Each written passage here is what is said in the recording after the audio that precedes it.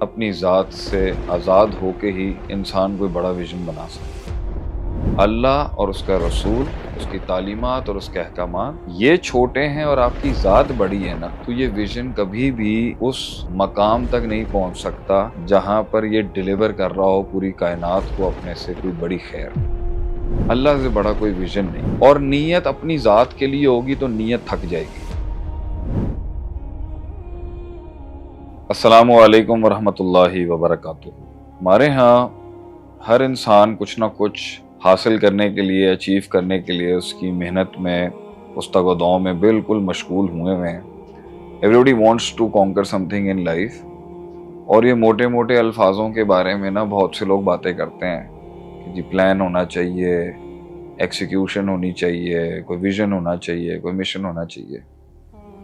تو میں یہ سمجھتا ہوں کہ ہمیں اس میسج سے یہ پوچھنا چاہیے کہ اس فکر کے پاس کیا سلوشن ہے انسانوں کو گائیڈ کرنے کے لیے جو آسمان سے نازل ہوئی اور جس نے مٹھی بھر مسلمانوں کو پوری دنیا کے اوپر اسٹیبلش کر دیا۔ تو سب سے پہلی چیز جس کے بارے میں میں بات کرنا چاہوں گا وہ ہے کہ جو آپ کا ویژن ہے نا وہ سیلف لیس ہونا چاہیے۔ اپنی ذات سے آزاد ہو کے ہی انسان کوئی بڑا ویژن بنا سکتا ہے۔ جس ویژن میں آپ کی ذات بڑی ہے اور آپ کی ذات سے غیر میں ہر ما فوق الفطرت یا ما تحت الفطرت، سپر نیچرل یا نیچرل، اللہ اور اس کا رسول، اس کی تعلیمات اور اس کے احکامات، اللہ کی مخلوق اور اس کے لوگ یہ چھوٹے ہیں اور آپ کی ذات بڑی ہے نا، تو یہ ویژن کبھی بھی اس مقام تک نہیں پہنچ سکتا جہاں پر یہ ڈیلیور کر رہا ہو پوری کائنات کو اپنے سے کوئی بڑی خیر۔ تو اس لیے توحید اور نیت یہ سب سے بڑے اصول ہیں جس کے تحت انسان کہیں پہنچ سکتا ہے، یعنی اللہ کے لیے ہو اور نیت بھی اللہ کے لیے ہو۔ باقی اس سلسلے کے اندر آپ کا اپنا بھلا ہوتا جا رہا ہے وہ شامل ہی حال ہے، وہ شامل ہی ہے اس میں، لیکن it should be purely and solely the walk of life and the struggle of life should be purely and solely for اللہ سبحانہ و تعالی۔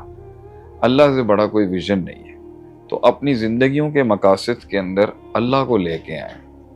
ہر کام کرنا ہے تو اس میں اللہ کے لیے کریں آپ اس کو، اور نیت اپنی ذات کے لیے ہوگی تو نیت تھک جائے گی۔ نیت کسی غیر کے لیے ہوگی، انسان کے لیے ہوگی، تھک جائے گی، نیت ٹوٹ جائے گی، بکھر جائے گی۔